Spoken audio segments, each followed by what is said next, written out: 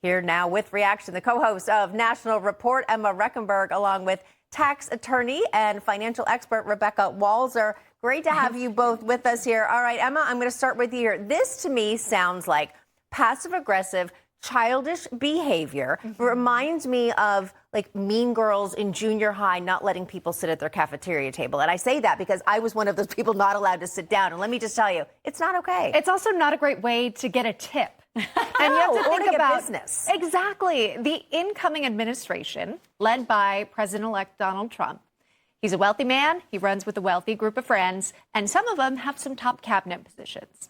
Their success might be passed on to you, the waiter or waitress, in the form of a nice tip if you're friendly or kind to them, or just doing your job. I mean, this does seem like a basic job requirement, is actually serving customers who come to see you. Yeah, I just think it's, again, bad behavior.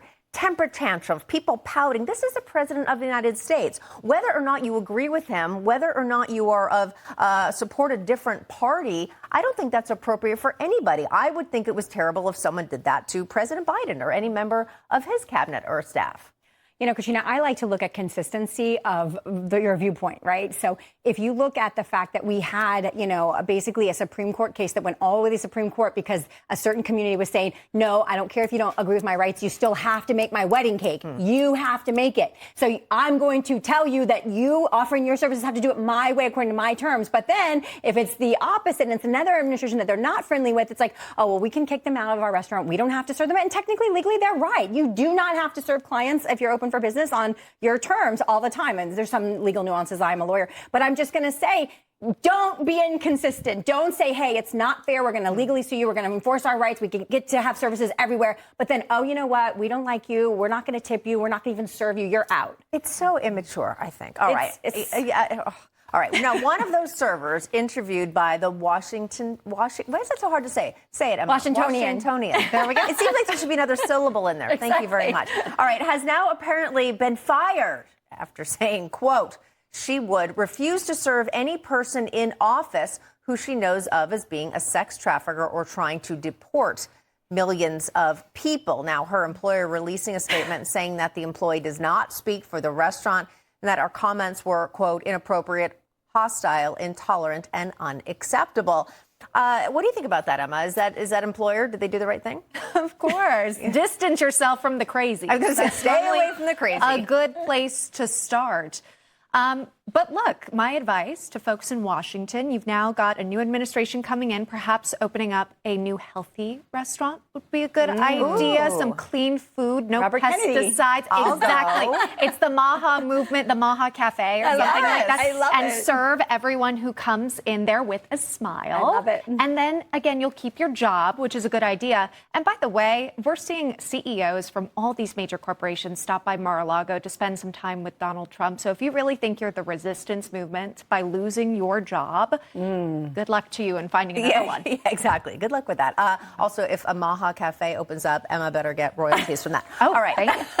Also, a D.C. pizza shop owner, we're flipping the script here, is now speaking out after this post, congratulating Trump on his election, that win, and it went viral. And then they were flooded with negative comments. She's now saying that D.C. businesses should stand for unity despite backlash they may receive for doing so. It sounds, Rebecca, like you just can't win. And you were saying it's about consistency.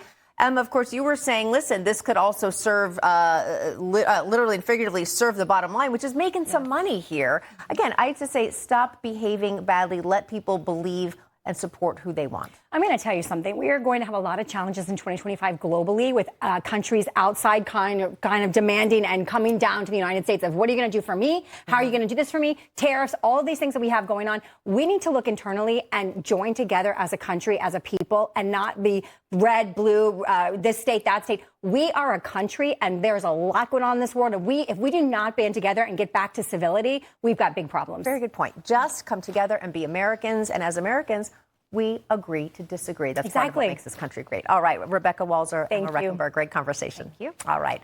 And here with reaction on what this could mean for the economy, tax attorney Rebecca Walser. Rebecca, thanks for coming in today. Great. And I run a practice, a management practice, wealth management practice. So they always just say a tax attorney, but I do all of it. So I'm excited. Wonderful. You are the expert. Thank yes, you. You are.